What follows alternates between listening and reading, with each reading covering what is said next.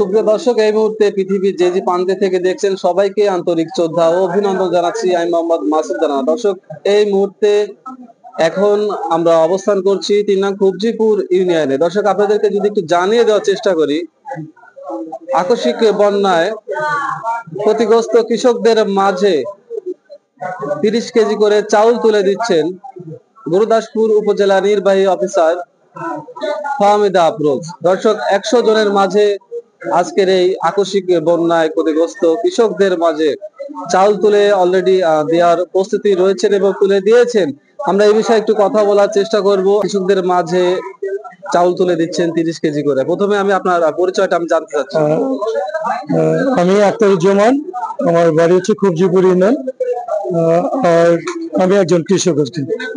তো এবারে কতটুকু জমি ধান লাগিয়েছিলেন? জি, আমি আমি মোট আমার পরিবারে অনেক মোটামুটি আমরা ২০-২২ বিঘার মতো করছিলাম। তো গত আকস্মিক বন্যায় এর আগে ইউনো মহোদয়, মাননীয় চেয়ারম্যান মহোদয়, ওনারা হচ্ছে ৪০০ পরিবারকে কৃষি জমি দেওয়ার জন্য ওনারা সহায়তা করছিলেন। বাকি আরো ১০০ পরিবারকে আজকে হচ্ছে ৩০ কেজি করে চাল দেওয়ার জন্য মাননীয় ইউনো মহোদয় এবং চেয়ারম্যান মহোদয়কে অনেক ধন্যবাদ জানাচ্ছি।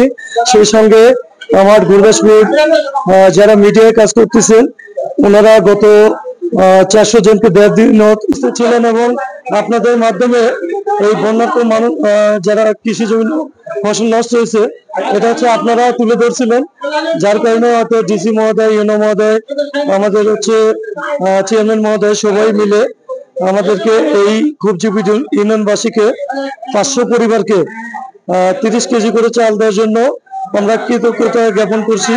সেই সঙ্গে মিডিয়া ভাইদেরকে যেন ভবিষ্যতে এই ধরনের যদি বিপদ মুহূর্তে আপনারা এইসব মানে চিত্র তুলে ধরেন, তাহলে আমার ইউনিয়নবাসী অনেক উপকৃত হবে এবং যারা কৃষক তারা অনেক বিপদ মুহূর্তে যে ৩০ কেজি করে চাল গুলো প্রত্যেকটা পরিবার, তারা আপনাদেরকে ধন্যবাদ জানাচ্ছে।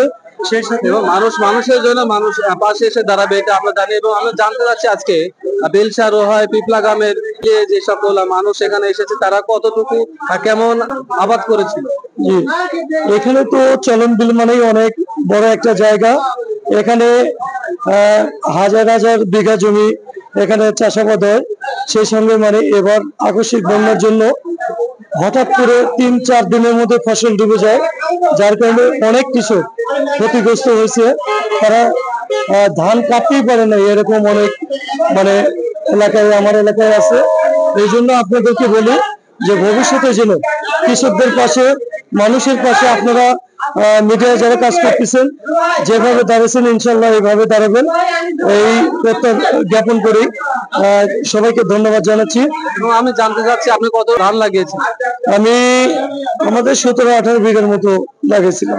কাটতে পেরেছিলেন কতটুকু? এরকম হয়তো ১০-১২ বিঘার মতো হয়তো ইয়ে করছে।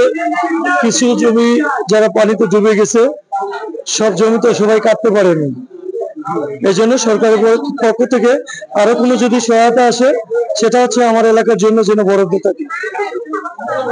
আপনাকে অসংখ্য ধন্যবাদ। আপনাদেরকে ধন্যবাদ। দর্শক, আমরা কথা বলছিলাম এখানকার স্থানীয় আসলে যারা ক্ষতিগ্রস্ত হয়েছেন তাদের মাঝে থেকে, কিন্তু আমরা একজনের কথা আমরা জানার চেষ্টা করেছিলাম। আমি